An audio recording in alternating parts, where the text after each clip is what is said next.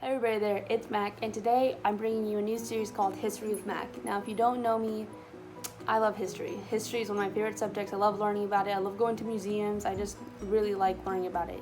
So I thought, why don't I use that passion and put it in a video to help you guys just know little facts, because you might enjoy it. Who knows? You all know Amelia Earhart as the first woman to be in aviation. You also know her as the woman who kind of disappeared over the Pacific Ocean in 1937. Now, no one can say for sure what happened, but I have a few theories that you might like to know about. Now, the first and most populated theory there is that she crashed over the open Pacific Ocean and died. Now, while that one is more likely, I personally favor the second theory and the third theory. The second most accepted theory is that they landed on Nigamara Island, which is 350 nautical miles southwest of Howland Island, where they were originally supposed to land. Not miles. And the reason people think this is based on their last transmission from the airplane. Based on Earhart's last transmission on July 2nd, 1937, and it read, KHAQQ to Istaliska, we are on line 157 to 337. That line indicates that they were going northwest to southeast on the line that bisects Howland Island, and if you don't know what bisect means, it means it goes straight through Howland Island. Last confirmed transmission, however, they do believe they received 57 other messages from the aircraft after it crashed or landed. But all transmissions stopped July 13th of 1937.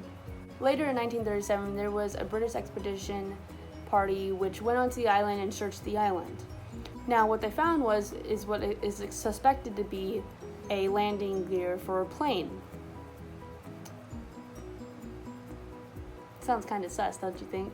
In 1938, colonists found airplane parts spread across the island, which could only plausibly, supposedly, belong to the Lectra, which is the airplane that Amelia Earhart and her navigator were flying. In 1940, Gerald Gallagher discovered 13 bones by the remains of a campfire, which they sent to Fiji to get further diagnosis on it, and they determined that it could have been bones of a woman with Amelia Earhart's height and build. They also found remnants of a man and a woman's shoes. Also found a box of a navigation device and a sextant. At the seventh site, you can find remains of campfires, birds, fishes, turtles, and clams, which are suspected of being the things that they ate to stay alive on the island. But based on how the clams were open and the fish was eaten, they know for a fact that it wasn't a Pacific Islander. The third theory I'm going to share with you is that they got stuck on the Marshall Island. This theory states that they couldn't land on Howland Island, so they decided to land on Marshall's Island. And when they landed on Marshall's Island, the Japanese assumed that they were U.S. spies and took them as captured hostages before the war even began. Some believe that Earhart and her navigator were eventually killed after being captured. Others believe that she and her navigator eventually got to the U.S. and went under assumed names. And people believe that her name is Eileen Craigmill. Is that how you say it? Craigmill? I'm gonna assume it's Craigmile because that's how it sounds, right?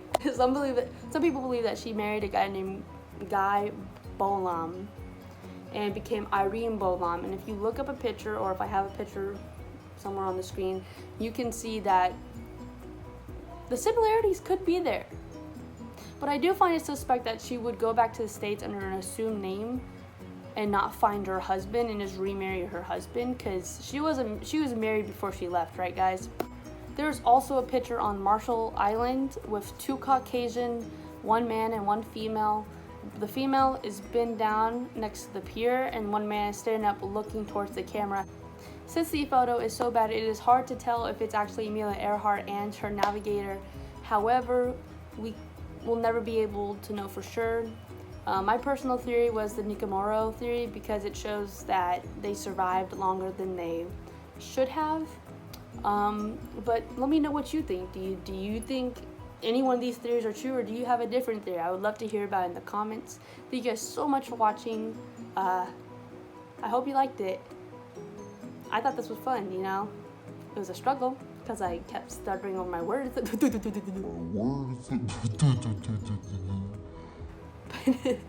But I hope you guys have a wonderful day. See ya.